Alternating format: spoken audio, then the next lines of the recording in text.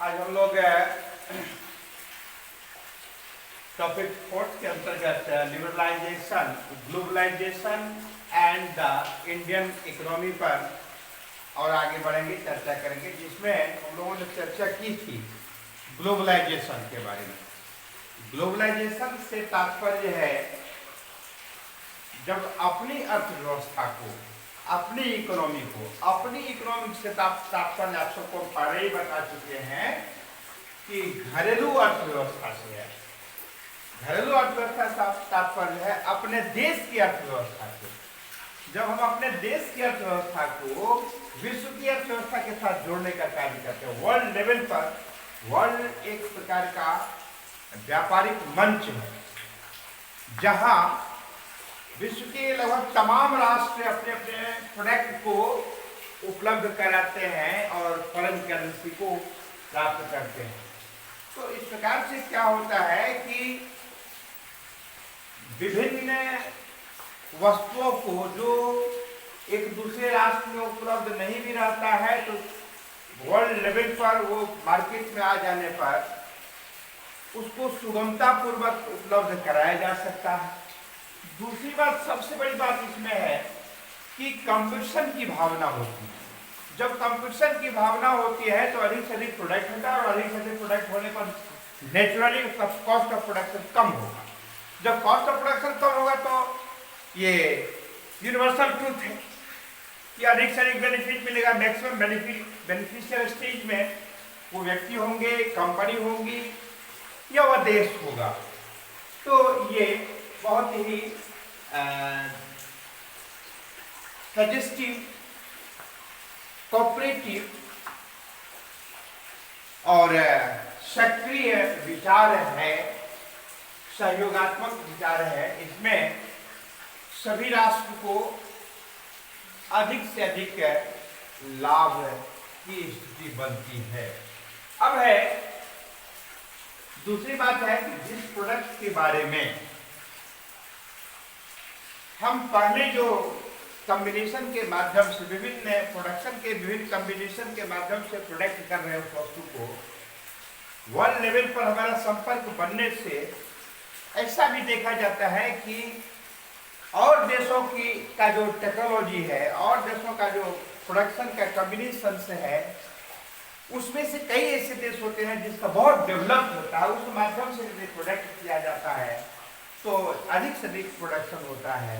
उसी प्रकार से दूसरे देश में यदि उस प्रकार की प्रोडक्ट के लिए जो कॉम्बिनेशन होता है वो यदि अपने देश की अपेक्षा कुछ इंफीरियर होता है, तो यानी एक दूसरे देश को एक दूसरे देश के साथ व्यापारिक संबंध रहने के कारण क्या होता है, एक दूसरे को बखूबी हम समझ पाते हैं, जान पाते हैं, एक दूसरे के टेक्नोलॉजी को जान पाते हैं और उसमें जो बेटर टेक्नोलॉजी होता है उसको हम लोग इम्प्लीमेंट करने का प्रयास करते हैं ताकि अधिकतम हमारा प्रोडक्शन हो सके। तो इस प्रकार से भी लाभ मिलता है। जिन वस्तुओं के बारे में हम उसके प्रोडक्ट के कॉम्बिनेशन के बारे में कुशलतम तरीके से हमें जानकारी नहीं रहती है, उसे भी हम एडॉप्ट करते हैं ये ग्लोबलाइजेशन के माध्यम से। तो इस प्रकार से लाभ ही लाभ होता है। तो इसके बारे में हम लोगों ने ग्लोबलाइजेशन के बारे में चर्चा की थी। और दूसरी बात है कि इस माध्यम से सबसे बड़ी बात है कि एक दूसरे राष्ट्र के बीच आंतरिक संबंध, म्यूचुअल कोऑपरेशन जो होता है बढ़ता है, ज्यादा से ज्यादा अपनत्व बढ़ता है। यदि हम बिल्कुल अलग थलग रहे हैं तो वैसी स्थिति में एक दूसरे राष्ट्र के प्रति उस प्रकार से लगाव, अपनत्व में कमी आती है। जैसे एक चाइना है, वो अपनी गलत दृष्टिकोण के कारण, नीति के कारण विश्व के अधिकांश राष्ट्रों के द्वारा उपेक्षित होते जा रहा है। यदि अपने वो पॉलिसी में वह सुधार नहीं कर लेता है तो एक ऐसा समय आएगा कि जब दुनिया का लगभग तमाम राष्ट्र इसके विरोधी हो जाएंगे। ये बात अलग है, दो चार ऐसे राष्ट्र हैं जिनको वो लॉलीपॉप दिखा करके, प्रलोभन दे करके, कुछ आर्थिक सहयोग करके अपने पक्ष में कर लिया है, किंतु बहुत दिन तक यह स्थिति नहीं रहेगी। विश्व के ऐसे पिछलग्गू राष्ट्र जो जुटा रहे हैं, जो चाइना का सहयोग कर रहा है, समर्थन कर रहा है, तो वो भी धीरे धीरे वस्तु स्थिति को, वास्तविकता को जानकर विश्व के तमाम राष्ट्रों की श्रेणी में आ जाएगा। तो इसलिए ये जो ग्लोबलाइजेशन है उसके माध्यम से विश्व के अधिकांश राष्ट्रों के बीच आपसी सौहार्द और मित्रवत संबंध बनाने का भी सुनहला अवसर मिलता है और इस प्रकार का लाभ होता है। दूसरा है लिबरलाइजेशन, लिबरल टू लिबरलाइजेशन। आप लोग इस टॉपिक में पढ़ेंगे, इसको कहा जाता है शॉर्ट में LPG।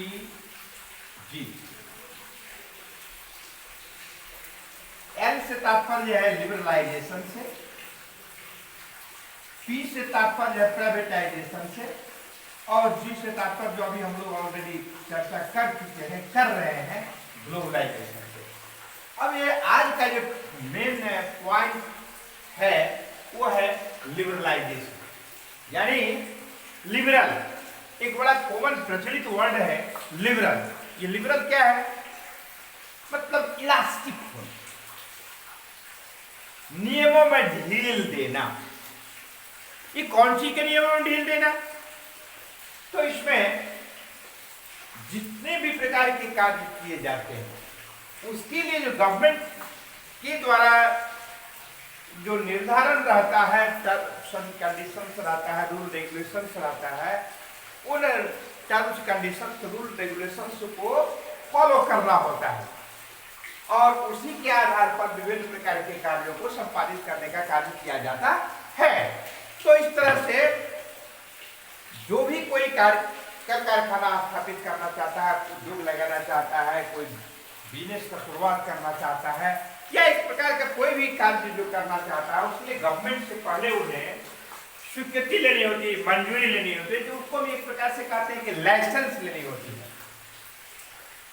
तो उसके लिए जो प्रक्रियाएं होती है, जो नियम होते हैं, उन निर्देशन होता है, दिशा निर्देश होता है, उसको प्रत्येक व्यक्ति को, संबंधित व्यक्ति को फॉलो करना होता है। इसको फॉलो किए बगैर वो कोई भी प्रोडक्ट का कार्य नहीं कर सकता है। तो इसलिए लाइसेंसिंग सामान्यतया जो विभिन्न फॉरेस्ट इंडस्ट्रीज एस्टेब्लिश करने के लिए या कोई और व्यवस्था शुरुआत करने के लिए, उसके लिए जो अब जैसे स्कूल कॉलेज वगैरह भी खोलने की बात होती है, उसके लिए भी सरकार की ओर से जो निर्धारित नियम दिए गए हैं उसको फॉलो करना होता है। तो इसको कहते हैं लाइसेंसिंग सिस्टम।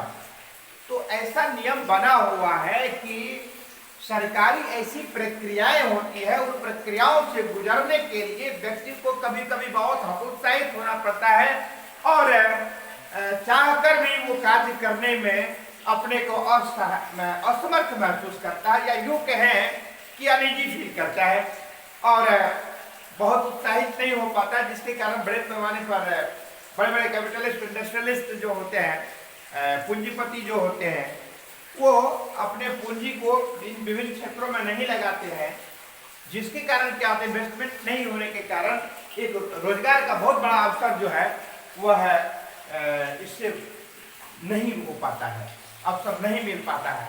किंतु जब गवर्नमेंट की पॉलिसी जब इसके ठीक विपरीत यानी कि अनुकूल, फेवरेबल हो जाता है, तो ऐसी स्थिति में क्या है कि अधिक से अधिक लोग प्रोत्साहित होकर के विभिन्न प्रकार के फर्म्स, इंडस्ट्रीज आदि को प्रारंभ करता है और रोजगार का बहुत बड़ा अवसर क्रिएट होता है, जिसके माध्यम से ढेर सारे लोगों को इस प्रकार का अवसर मिल पाता है और प्रोडक्शन में उसकी सहभागिता होती है और उसका इकोनॉमिकल स्टेटस काफी डेवलप होता है, जिससे देश की अर्थव्यवस्था पर अनुकूल, फेवरेबल प्रभाव पड़ता है और कल्याणकारी होता है। तो पहले जो विभिन्न प्रकार का नियम, जैसे अब नए विद्यालय स्टार्ट करने के लिए गवर्नमेंट से मान्यता लेनी थी, स्वीकृति लेनी थी, तो पहले होता है कि सीबीएसई से रिलेटेड अपना विद्यालय है के अंतर्गत आता है।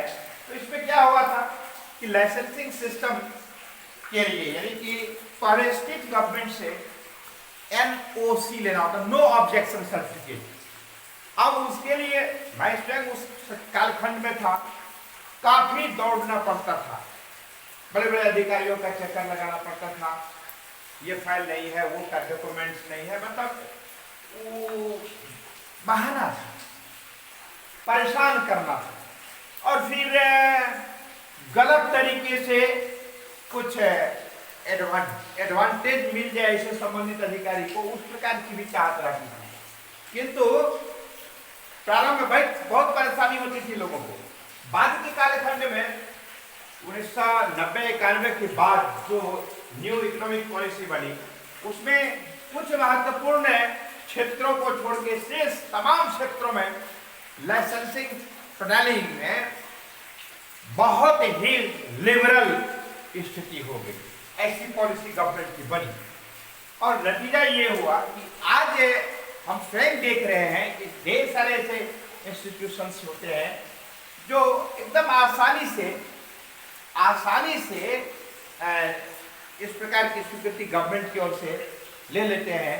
तो कल्पना करता हूं कि पहले की जैसे 30 साल पहले, 25 साल पहले की जो स्थिति थी, या उससे भी 50-40 साल पहले की स्थिति रही होगी, वास्तव में गवर्नमेंट की जो पॉलिसी थी उसके मतलब अनुकूल की स्थिति नहीं थी। यानी इस प्रकार का लिबरल स्थिति नहीं थी। नियमों कानूनों जो था उसमें काफी सख्त होने के कारण लोगों को भारी परेशानी होती थी, और कभी कभी तो संबंधित अधिकारी लोग अनावश्यक परेशान भी करते थे, गलत तरीके से फायदा उठाने का प्रयास करते थे, जिसके कारण बहुत परेशानी होती थी। किंतु बाद के कालखंड में जब इस व्यवस्था बनी तो विभिन्न प्रकार के नियमों में बहुत ढील दिया गया, ताकि जो भी व्यक्ति किसी भी प्रकार का कार्य करना, जैसे ईटा भट्टा का कार्य करेगा, जैसे उद्योग खड़ा करेगा, कोई भी कार्य क्षेत्र का, जैसे इंस्टीट्यूशन खड़ा करेगा, जैसे इस प्रकार के कोई भी कार्य यदि करना चाहता है तो उसके लिए जो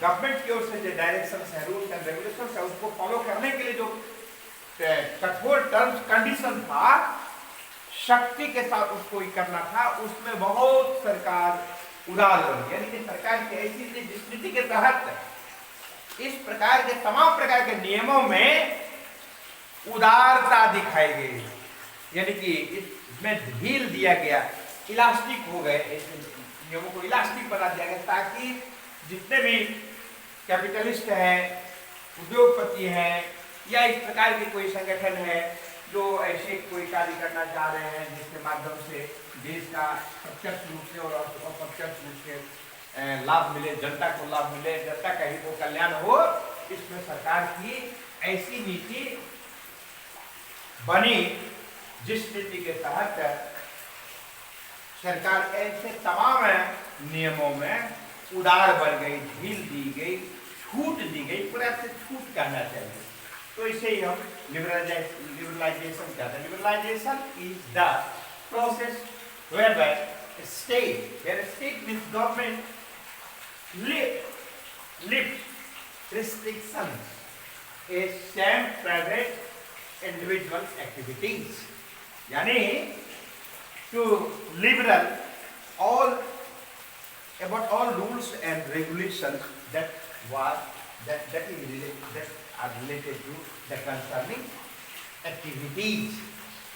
तो ऐसी नीति, सरकार की ऐसी नीति जिस नीति के तहत सरकार विभिन्न प्रकार के नियमों में कुछ लिबरल उदार बन गई है, छूट दे रही है, इलास्टिक हो रही है, तो इसी सरकार की इसी पॉलिसी को क्या कहते हैं?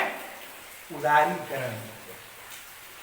आप लोग भी आपस में बातचीत करते रहे, ये तो बहुत उदार है, उदार हो गए। मतलब क्या, जो भी नियम है उसमें बहुत सॉफ्टनेस दिखाया जाता है, यानी काफी क्या होता है, तो लचीलापन ला रहे हैं नियमों कानूनों में, ताकि ऐसे कार्यों को करने में व्यक्ति को किसी प्रकार की परेशानी न हो और उससे अधिक से अधिक लाभ जन कल्याण का हो सके, देश का हो सके, जनता का हो सके। तो इस प्रकार की स्थिति को ही हम लिबरलाइजेशन के नाम से जानते हैं। तो आप आपके इकोनॉमिक्स टॉपिक को लिक्विफाइड जो है पेट्रोलियम गैस आदि की बात यहाँ पर नहीं है। यहाँ पर एलपीजी से तात्पर्य है लिबरलाइजेशन, प्राइवेटाइजेशन एंड ग्लोबलाइजेशन।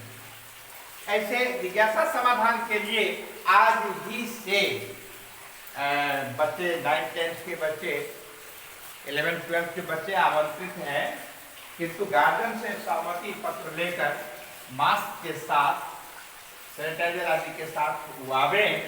विद्यालय में स्वागत है और किसी भी प्रकार की जिज्ञासा, उस जिज्ञासा का समाधान संबंधित एक्सपर्ट सब्जेक्ट टीचर के माध्यम से आप को मिल पाएगा। और मुझे भी खुशी होगी कि आप आइए और अधिक से अधिक आप इस संदर्भ में जो भी टॉपिक हो, जो भी पॉइंट्स हो, उसको आप रखिए without any hesitation and we will clear each and everything, no doubt.